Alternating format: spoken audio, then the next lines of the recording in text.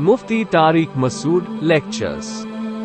نبی صلی اللہ علیہ وسلم نے فرمایا کہ فتنے یہاں ہیں مشرق کی طرف۔ یہ اور بھی متعدد سند سے یہ حدیث ہے کہ نبی صلی اللہ علیہ وسلم نے مشرق کی طرف اشارہ کیا۔ تو مدینہ کا جو مشرق ہے نا، سارے فتنے وہیں سے آئے ہیں۔ خوارج کا فتنہ بھی وہیں سے پیدا ہوا، فتنہ دجال بھی وہیں سے نکلے گا، اور جو مسیلمہ کذاب کا فتنہ تھا، یعنی مشرق کی طرف جو ممالک ہیں ان سے فتنے نکلیں گے۔ تو وہ سارے فتنے جتنے بھی تاریخ میں ہوئے ہیں اسی طرف سے ہوئے ہیں، بڑے بڑے فتنے جو ہوئے ہیں نا۔ یہ جو گائے کے دم پکڑ کے چلنے والے لوگ تھے نا، ان لوگوں میں فتنے ہیں۔ جو دیہاتی لوگ تھے نا، دیہاتی، یہ جو دیہاتی لوگوں کے دل سخت ہوتے ہیں نا، تو آگے اس کی تفسیر آ رہی ہے فی ربیعۃ و مضر، ربیعہ اور مضر میں۔ تو ربیعہ اور مضر بھی بنی اسماعیل میں سے ہی، اسماعیل علیہ السلام کی اولاد میں سے ہی ہیں، لیکن ان میں فتنوں کا یعنی ان کی میجورٹی ان کی طرف سے زیادہ فتنے ہوئے۔ ارتداد بھی انہی میں پھیلے زیادہ، جو مسلمہ کذاب کے وقت ارتداد ہوا تھا، اور نبی صلی اللہ علیہ وسلم کے دنیا سے جانے کے بعد جو ارتداد ہوا ہے۔ حضرت ابو ہریرہ رضی اللہ عنہ سے روایت ہے، رسول اللہ صلی اللہ علیہ وسلم نے فرمایا، فخر اور تکبر ہے اہل وبر میں۔ جو بڑے جانور نہیں ہوتے، وبر اونٹ کے اس کو کہتے ہیں بالوں کو، تو گائے اور اونٹ پالنے والوں میں تکبر ہے، والسکینۃ فی اہل الغنم، اور بکریاں پالنے والوں میں تواضع ہے، سکینت ہے۔ والایمان یمان، یمان اصل میں تھا یمنی، یمن والے، تو دو یا میں سے ایک یا کو حذف کر کے اس کے بدلے میں الف لے کر آئے تو بن گیا یمانی۔ تو پھر قاضی کی طرح یا کو حذف کیا، قاضن میں جیسے حذف ہوتی ہے نا، تو اصل لفظ ہے یمانی، اور جب اس میں مؤنث ہوگا تو یمانیہ، اس کو لوگ یمانیہ پڑھتے ہیں، وہ غلط ہے، کیونکہ یمانی سے جب آخر میں تا آئے گی نا تو وہ یا واپس لوٹ آئے گی، تو یمانیہ۔ تو یمان، آپ نے فرمایا ایمان یمان میں ہے، اور حکمت وہ بھی یمن والوں میں ہے۔ جی، قال ابو عبداللہ سمیعت الیمن سمیت الیمن لانہا عن یمین الکعبہ، کعبہ کے دائیں طرف ہے نا یمن، اس لیے اس کو یمین میں ہے تو اس لیے اس کو یمن کہا گیا ہے۔ اور شام کعبے کے بائیں طرف ہے، تو شؤوم سے ہے یہ۔ شؤوم ویسے تو نحوست کو کہتے ہیں نا، تو بائیں طرف مشعمہ ہے نا، مشعمہ، تو اس لیے اس کو اس سے شام کو جو ہے نا یہ نام دیا گیا ہے، شؤوم سے، شؤوم۔ محمد ابن جبیر ابن مطعم بیان کرتے ہیں کہ حضرت معاویہ رضی اللہ تعالی عنہ کے پاس وہ موجود تھے قریش کے ایک وفد میں، تو عبداللہ ابن عامر ابن العاص رضی اللہ عنہ نے ان کو بیان کیا کہ عنقریب قحطان میں ایک بادشاہ پیدا ہوگا، قحطان قبیلے میں۔ اب یہ جو قحطان ہے یہ یمن کی نسل جس سے چلی ہے نا، ابو الیمن کہا جاتا ہے اس کو، جو یمن میں جو بھی ان کا جد امجد ہے وہ ہے تھا قحطان، تو آگے اسی کا قبیلہ قحطان کی نسل کہلاتا ہے۔ تو انہوں نے فرمایا کہ قحطان میں عنقریب بادشاہ ہوگا، تو حضرت معاویہ رضی اللہ تعالیٰ عنہ غصے سے کھڑے ہو گئے اور فرمایا کہ پہلے اللہ کی حمد و ثنا کی، اس کے بعد فرمایا مجھے یہ بات پہنچی ہے کہ تم میں سے بعض لوگ ایسی حدیثیں بیان کرتے ہیں جو اللہ کی کتاب میں بھی نہیں ہے اور نبی صلی اللہ علیہ وسلم سے منقول بھی نہیں ہے۔ حضرت معاویہ کو اس پہ غصہ آیا کہ انہوں نے یہ بات جو بیان کی ہے نبی کی طرف نسبت کر کے، یہ بات ٹھیک نہیں ہے، کیونکہ انہوں نے نبی سے اس کے خلاف سنا ہے۔ تو وہ کیا خلاف سنا ہے؟ فرمایا فَإِنَّهُ بَلَغَنِي أَنَّ رِجَالًا مِّنكُمْ يَتَحَدَّثُونَ أَحَادِيث، لوگ یہ بیان کرتے ہاں، فَأُولَٰئِكَ جُهَّالُكُمْ، یہ تم میں کم علم لوگ ہیں، فَإِيَّاكُمْ وَالْأَمَانِيَّ الَّتِي تُضِلُّ أَهْلَهَا، وہ امیدیں، ان امیدوں سے اپنے آپ کو بچاؤ جو امید والوں کو جو امیدیں ہلاک کر دیں۔ فإني سمعت رسول الله صلی اللہ علیہ وسلم يقول إن هذا الأمر في قریش لا يعاديهم أحد إلا كبه الله على وجهه، یہ جو معاملہ ہے نا خلافت کا، یہ قریش کے پاس ہے، اور جو بھی ان سے اس معاملے میں دشمنی کرے گا اللہ اس کو رسوا کر دے گا۔ ما اقاموا الدین، جب تک کہ وہ دین کو قائم رکھیں۔ تو اصل میں بات یہ ہے کہ جس نے بھی حضرت معاویہ کے سامنے یہ حدیث پیش کی، پوری حدیث پیش نہیں کی، تو ایسا نہیں تھا کہ اسی دور میں ہوگا، بلکہ آگے حدیث آ رہی ہے کہ قحطان میں ایک شخص پیدا ہوگا جو جس کے ہاتھ میں رعایا ہوگی، کنٹرول ہوگا، تو یہ حضرت مہدی کے بعد ہوگا یہ یمن میں، یعنی یہ قرب قیامت میں اور علامات قیامت میں ہے، تو یہ اس دور کی بات نہیں ہے، بلکہ یہ بعد میں قرب قیامت میں ایک شخص پیدا ہوگا جو شام میں ہوگا، اور قحطان قبیلے سے اس کا تعلق ہوگا، آگے حدیث میں آ رہا ہے، وہیں پھر اس حدیث کی تشریح کرتے ہیں۔ حضرت معاویہ کو غصہ غضب شاید اس وجہ سے آیا کہ خلافت میں یا حکومت میں وہ دراڑ پیدا کرنے کے لیے بھی اس طرح کی باتیں ہوتی ہیں نا، کیونکہ حضرت معاویہ نے بھی سنا نبی سے، اور بھی اس بارے میں آپ نے حدیثیں ہیں کہ خلیفہ قریشی سے ہوگا، تو یہ بہت ساری احادیث اس بارے میں، تو ان کو یہ تھا کہ یہ بات تو مسلمان مان چکے ہیں کہ خلافت کس میں ہوگی، وہ قریش ہی اس معاملے کے اہل رہیں گے، تو ہم نے جو اتنا نبی صلی اللہ علیہ وسلم سے تواتر سے ایک بات سنی ہے، تو یہ اس کے خلاف کیسے حدیث پیش کر رہے ہیں؟ یہ جو آج کل جمہوری نظام ہم پر مسلط ہے نا، یہ بھی بیکار نظام ہے، اس سے کبھی خیر کی امید نہ رکھیں، لیکن اگر چاہے اس غلط نظام کے بعد بھی کوئی ملک کا حاکم بن جاتا ہے تو وہ پھر حاکم بن جاتا ہے، پھر اس کو ماننا پڑے گا۔ تو ایک ہے آپ کے اختیار میں ہو کہ صحیح طریقے سے سلیکشن، تو اس میں تو صحیح طریقہ اختیار کیا جائے گا، لیکن آپ کے اختیار میں نہیں ہے اور صحیح طریقے سے سلیکشن نہیں ہو رہی، تو جو بھی سلیکٹڈ ہوگا تو وے آف سلیکشن جو بھی ہو آپ کو اس سلیکٹڈ کو ماننا پڑے گا۔ سمجھتے ہو؟ یہ جو خلافت عثمانیہ تھی یہ تو خلافت تھی نا، سب علماء کا اتفاق تھا خلافت، تو یہ تو اجمیوں کی تھی، عربوں کی تھوڑی تھی۔ پھر جو بغداد کی خلافت تھی، جو بنو عباس کی خلافت تھی، اس میں اگرچہ قریش کی خلافت تھی لیکن زمین کا بہت بڑا حصہ وہ قریش کے ہاتھ میں نہیں تھا، وہ بہت بڑا حصہ اجمیوں کے ہاتھ میں تھا، تو اس کو بھی مانا گیا ہے۔ سمجھتے ہو کہ نہیں سمجھتے ہو؟ اچھا، آج کل یہ نعرے بہت لگ رہے ہیں کہ خلیفہ ایک ہی ہونا ہے، خلافت ہو ایک ہی ہو، تو ایک خلافت اب تک مسلمانوں میں سوائے خلفائے راشدین کے اور حضرت معاویہ رضی اللہ تعالیٰ عنہ پر جو اتفاق ہو گیا تھا، اس کے بعد چند دن بنو امیہ کی، اس کے بعد سے آپ تک ایک خلیفہ مسلمانوں کا نہیں رہا ہے۔ جو کام 1200-1300 سال میں نہیں ہوا، آپ اس کام کے پیچھے اب اپنی صلاحیتیں کیوں ضائع کر رہے ہو؟ سمجھ میں آ رہی ہے بات؟ اور ہم نے جب اس پہ مطالعہ کرنا شروع کیا نا، اسٹڈی کرنا شروع کی، تو ہمیں یہ پتہ چلا کہ اس وقت سے علماء لکھ رہے ہیں کہ اگر مسلمانوں کی حکومتیں دنیا میں پھیل جائیں تو پھر کوئی حرج نہیں ہے کہ ادھر کا خلیفہ الگ ہو ادھر کا خلیفہ الگ ہو، اس میں کوئی حرج نہیں ہے، اس لیے کہ اس ایک خلیفہ کے لیے اتنے بڑے علاقے کو کنٹرول کرنا بھی ممکن نہیں ہے۔ سمجھتے ہو؟ تو اگر اس میں جیسے ہندوستان میں تو ہمیشہ ایک الگ بادشاہت رہی ہے، یہ خلافت عثمانیہ کے تحت تھوڑی تھی ہندوستان، تو مغلیہ جو دور حکومت رہا ہے نا بھائی، عالمگیر بادشاہ نے تو اسلام قائم کیا تھا نا، فتاوی عالمگیریہ اسی دور میں مرتب ہوئی ہے، تو ہندوستان کا جو آئین تھا، جو قانون تھا مسلمانوں کے دور حکومت میں، وہ تو اسلام تھا۔ ہاں، بادشاہ کبھی صحیح آئے کبھی غلط آئے، کبھی امپلیمنٹ ہوا کبھی نہیں ہوا، وہ دونوں سیٹ اپ چلتے رہے، لیکن کہیں بھی ایسا نہیں ہے کہ اس کے خلاف بغاوت کو کہ بھئی یہ خلافت عثمانیہ کے تحت چونکہ نہیں ہے لہذا اس کے خلاف بغاوت کر کے خلافت کا حصہ بناتے ہیں، ایسا نہیں ہوا، کیونکہ اتنا بڑا علاقہ تھا۔ ہاں یہ ضرور ہے کہ وہ جمعے کے خطبے میں خلیفہ کا نام لیا کرتے تھے، لیکن کنٹرول ان کا اپنا تھا۔ تو جب تباعد اماکن ہو، یعنی سلطنت بہت زیادہ وسیع ہو جائے اور حکومت کے لیے مختلف علاقوں پہ کنٹرول کرنا ممکن نہ ہو، تو اس میں کوئی حرج نہیں ہے کہ اندلس کی الگ خلافت ہو اور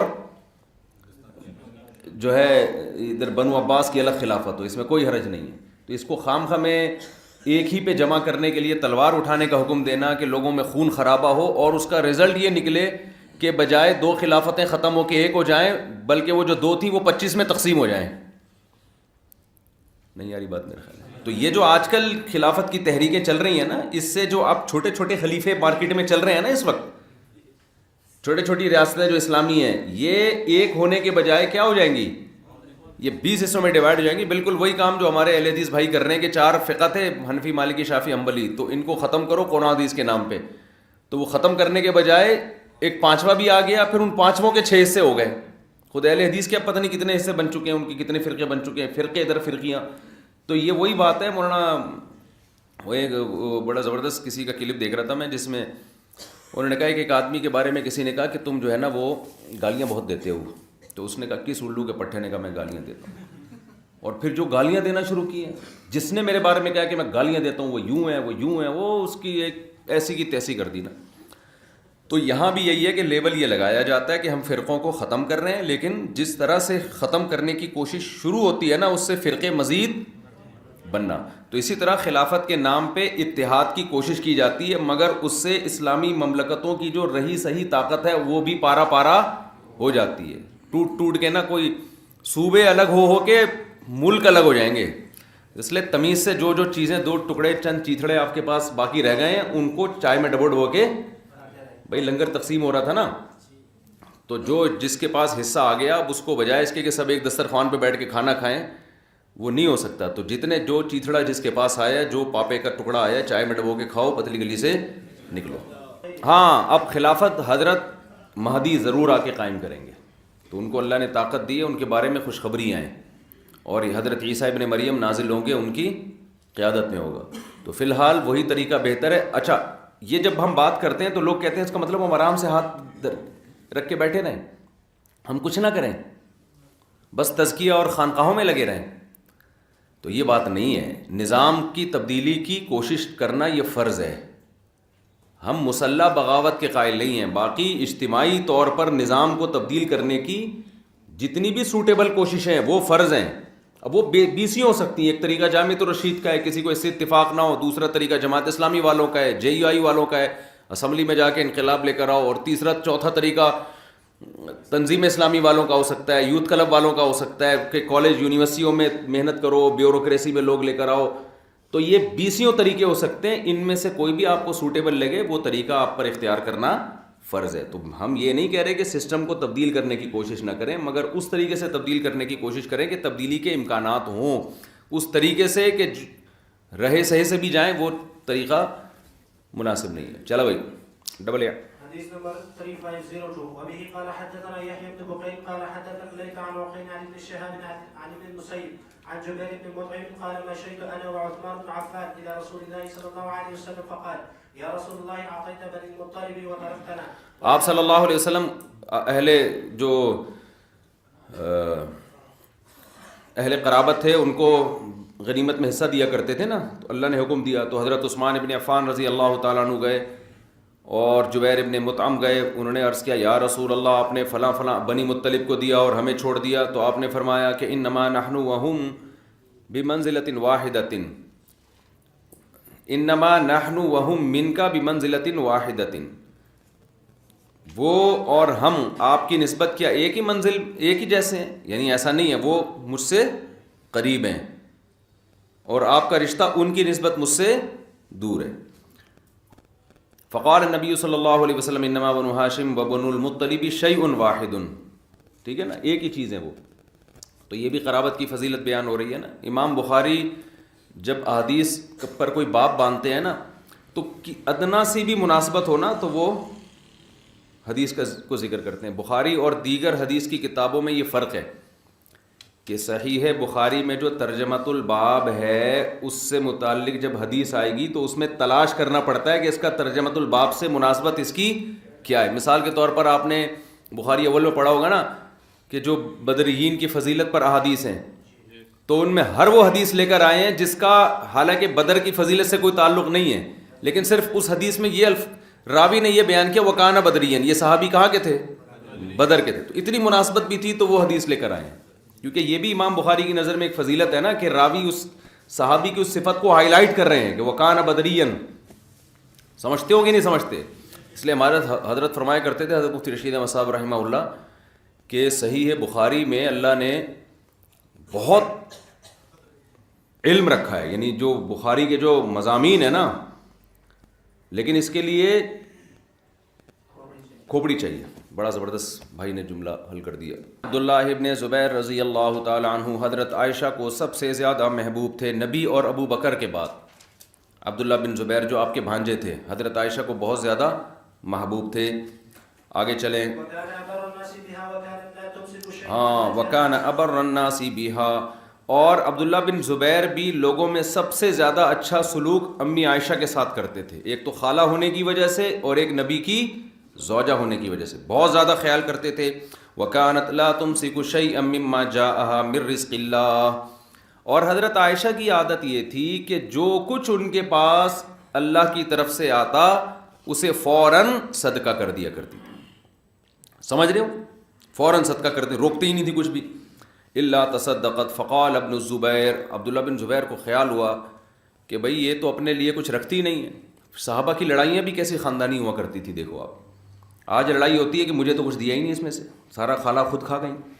تو پہلے یہ ہوتا تھا کہ یہ جو خالہ ہیں یہ سارا صدقہ کر دیتی ہیں، اپنے لیے کچھ بھی نہیں رکھتی. تو عبداللہ بن زبیر کو غصہ آیا، انہوں نے فرمایا ینبغی ان یؤخذ علی یدیہا، ضروری ہے کہ ان کا ہاتھ روکا جائے، ضروری ہے کہ ان کا ہاتھ روکا جائے، کوئی پابندی لگے ان کے اوپر. فقالت، حضرت عائشہ کو جب ان کا یہ کلام پہنچا فرمایا ایؤخذ علی یدی، کہ میرا ہاتھ کوئی روک سکتا ہے؟ یہ کون ہوتا ہے مجھے منع کرنے والا کہ میں صدقہ نہ کروں؟ حالانکہ وہ ان کی خیر خواہی میں کہہ رہے تھے نا، مگر ان کو اتنا غصہ آیا کہ یہ صدقے سے ہمیں روک رہا ہے. فرمایا علی نذر ان کلمتہ، مجھ پر منت ہے اگر میں نے اس سے کلام کیا. آگے دوسری حدیث میں پورے الفاظ ہیں نا کہ لن اکلمہ ابدا، اس طرح کے الفاظ کہ میں اللہ کی قسم کہ کبھی بھی اس سے بات نہیں کروں گی. فاستشفع الیہا برجال من قریش، عبداللہ بن زبیر کو جب پتہ چلا تو انہوں نے قریش کے لوگوں کو حضرت عائشہ کے پاس لے کر آئے سفارش کے لیے، تاکہ بات چیت، حضرت عائشہ نے پھر بات چیت بند کر دی. وہ بھی اخوال رسول اللہ صلی اللہ علیہ وسلم خاصتاً، اور خاص طور پر نبی کے ننیال کو لے کر آئے. دیکھو صحابہ کرام بھی نا ایسے موقع پہ رشتہ داروں کو استعمال کر رہے ہیں، تو اس سے بھی رشتہ داری کی ویلیو پتہ چلتی ہے کہ نہیں چلتی؟ کہ بھائی رشتہ داروں کو ایسے موقع پہ ان کو پتہ ہے ان پر رشتہ داروں کا اثر ہوگا، ان کا نسب کا خیال کریں گی، رشتے کا خیال کریں گی. تو یہ جو ہم بار بار یہ شادیاں بچے، یہ جو میں اتنے بیانات چیخ رہا ہوں نا، یہ اس لیے کہ تاکہ رشتوں کا پاس ہو اور رشتے وجود میں آئیں. سمجھتے ہو کہ نہیں سمجھتے؟ اسلام رشتہ داری کے بغیر نہیں ہے. تو بھائی، اور اسلام کے اگینسٹ جو دنیا میں مذاہب چل رہے ہیں ان میں سب سے بڑی، ان میں تھینک یو بھی ہے، امانت داری بھی ہے، ملک سے وفا بھی ہے، 2 نمبری سے بھی بچتے ہیں، رشتے مارکیٹ سے ان کے کیا ہو گئے، شارٹ ہو گئے. تو اس لیے ہم اتنا چیخ رہے ہیں اس پہ کہ بچے پیدا کرو گے تو رشتے ہوں گے نا. Point to be noted. بس شادی نہیں ہے تو بچے خود بخود بلوٹوتھ سے پیدا ہوں گے. Point to be noted. فامتنعت، لیکن حضرت عائشہ پھر بھی بات کرنے سے رکی رہی. فقال له الزہریون، بنو زہرہ کے لوگوں نے کہا اخوال النبی صلی اللہ علیہ وسلم منہ عبد الرحمن ابن الاسود ابن عبد یغوث والمسور ابن مخرمہ. تو انہوں نے کہا کہ نبی صلی اللہ علیہ وسلم کے جو ننیال ہیں نا، جن میں عبد الرحمن ابن اسود ابن یغوث اور مسور ابن مخرمہ ہیں، اذا استأذنا فاقتحم الحجاب.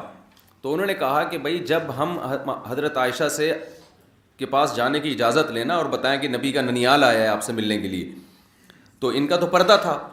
تو عبداللہ بن زبیر سے کہا کہ تم اچانک چلے جانا، یعنی ہم آئیں گے ملاقات کے لیے تو وہ ہمیں اجازت دیں گی، وہ چونکہ پردے میں ہوں گی تو تمہارا تو پردہ نہیں ہے تو فوراً پردے میں چلے جانا. ففعلا، انہوں نے ایسا ہی کیا. اور بالآخر وہ جب ایک دم سامنے آئے اور ان سے معافی مانگی تو انہوں نے بات کر لی ان سے، تو قسم ٹوٹ گئی. اب جب حضرت عائشہ نے قسم توڑی ہے تو اس کے بعد حضرت عائشہ کے لیے ایک مسئلہ کھڑا ہو گیا. وہ کہا کرتی تھی کہ کاش میں قسم میں متعین کر لیتی کہ اگر میں نے کلام کیا تو میں روزہ رکھوں گی یا یہ ایک غلام آزاد. تو چونکہ میں نے ایسے ہی قسم اٹھا لی تھی، علیہ نذر، بس مجھ پر لازم ہے کہ بات نہ کروں، تو اس کا کفارہ کیا ہے؟ اصولی طور پر تو وہی قسم کا کفارہ ہے نا بھائی، 10 غریبوں کو 2 ٹائم کا کھانا یا ایک غلام کا آزاد کرنا. اس کی طاقت نہ ہو تو 3 روزے لگاتار رکھنا. لیکن تقوی کی انتہا تھی. تو انہوں نے کیا کیا، ارسل الیہا بعشر رقاب فاعتقہم. تو عبداللہ بن زبیر نے ان کو 10 غلام دیے، تو انہوں نے 10 کے 10 غلام آزاد کر دیے قسم کے کفارے میں. ثم لم تزل تعتقہم حتی بلغت 40، یہاں تک کہ جب بھی حضرت عائشہ کے پاس کوئی غلام آتا اس کو صدقہ کرتی اسی قسم کے کفارے میں، اور 40 غلام آزاد. اب غلام آپ سمجھتے ہو لینڈ کروزر سے زیادہ قیمتی چیز تھی نہیں؟ یہ بات سمجھ میں، غلام جو ہے نا وہ لینڈ کروزر کچھ نہیں ہے اس کے آگے، اس غلام تو انسان ہوتا ہے نا. تو 40 غلام، اور یہ انسانیت پر کتنا بڑا احسان ہے اسلام کا. یہ بار بار گورے چیختے ہیں اسلام نے غلاموں کا نظام لایا، وہ بھائی اسلام نے غلامی کو ختم کیا ہے، غلام تو پہلے سے چلے آ رہے تھے. تو 40 غلام آزاد کر دیے. وقالت وددت انی جعلت حین حلفت عملا اعملہ، مجھے خواہش ہے کہ جب میں نے قسم اٹھائی تھی تو میں ایسی چیز کی قسم اٹھاتی، کوئی خاص عمل کی، کہ وہ عمل کر لیتی اور فافرغ منہ، اور میں قسم سے فارغ ہو جاتی. لیکن مبہم قسم تھی، کوئی اسپیسیفک کوئی چیز اپنے اوپر واجب نہیں کی تھی، تو اب غلام کہتے ہیں موت تک حضرت عائشہ غلاموں کو آزاد کرتی رہی. کیسا تقویٰ تھا یار. اور پھڈا کس بات پر ہو رہا ہے آپ دیکھو ہے بھائی. ہمیں اگر کوئی کہے کہ یار استاد جی آپ روزانہ، یہ استاد جی کی غلط میں، آپ طلبہ روزانہ استاد جی کو چائے پلاتے ہیں، میں کہتا ہوں استاد جی روزانہ طلبہ کو چائے پلاتے ہیں. ایسی مثال دو جو افورڈ کر سکے آدمی. تو پھر قسم اٹھا لو کہ بھائی پابندی، تو آپ کیا کہو گے یار چل اب تو قسم اٹھا لی، اب تو استاد جی کی غیرت کا تقاضا ہے کہ اب نہ پلائی جائے ان کو چائے. تو ہمیں کوئی ایسے روک دینا کہ سخاوت نہیں کرنی، تو ہم کیا کریں گے پھر؟ تو کہیں گے یار اب تو مجبور ہوں، فلاں نے بھی پابندی لگا دی، فلاں نے بھی پابندی لگا دی. اور قسم توڑنے کے بعد اتنے گاڑھے کفارے تو سوال ہی پیدا نہیں ہوتا. اول تو قسم توڑیں گے ہی نہیں. چلیں جی، ہماری قسمیں اور ٹائپ کی ٹوٹتی ہیں جو نہیں توڑنی چاہیے. سمجھ رہے ہو نا؟ وہ قسمیں ٹوٹتی ہیں جو نہیں توڑنی چاہیے. چلو میرے بھائی بابو، ابے پڑھ لے تھوڑا سا ٹائم. چلیں یہ بس حدیث پڑھ لیتے ہیں.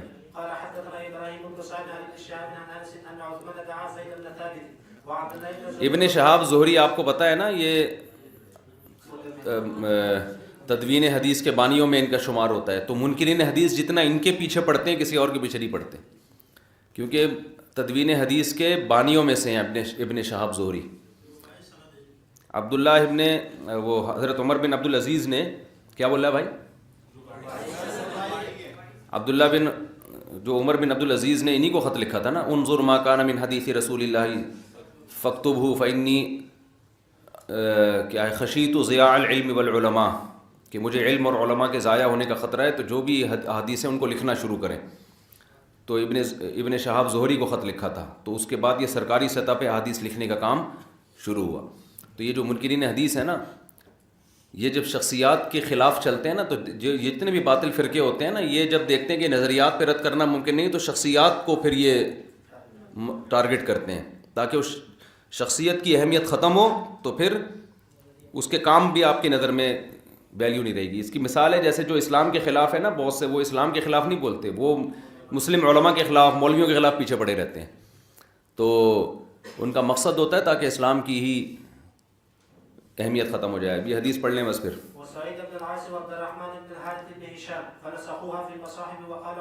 فنسخوها یہ حدیث کا ایک حصہ ہے. فنسخوها کا مطلب ہے کہ حضرت حفصہ کے پاس جو نسخہ تھا اس میں جو قرآن کی آیات تھیں وہ انہوں نے مصحف عثمانی میں لکھی. جی.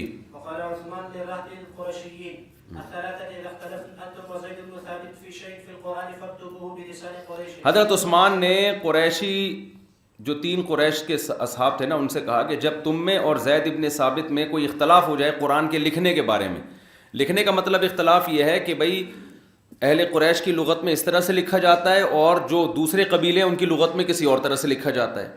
جیسے تابوت کا لفظ ہے نا، تابوت، یہ قریشی لمبی تا سے لکھتے تھے اور جو عرب کے دوسرے قبائل تھے یہ گول تا سے لکھتے تھے. تو حضرت عثمان نے حکم دیا جب بھی اختلاف ہوگا نا تو قریش کی لغت میں لکھا جائے گا.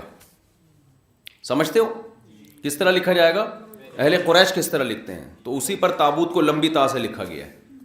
ان یاتیکم التابوت فیہ سکینۃ من ربکم ہے نا، تو یہ بھی قریش کی فضیلت ہے. اس لیے فرمایا فإنما نزل بلسانہم، قرآن نازل ہوا ہے قریش کی لغت میں، تو یہ بھی اہل قریش کی فضیلت ہے. چلو بھائی، ہمارے یہاں بھی تو قریشی ہوتے ہیں. وہ کون ہوتے ہیں؟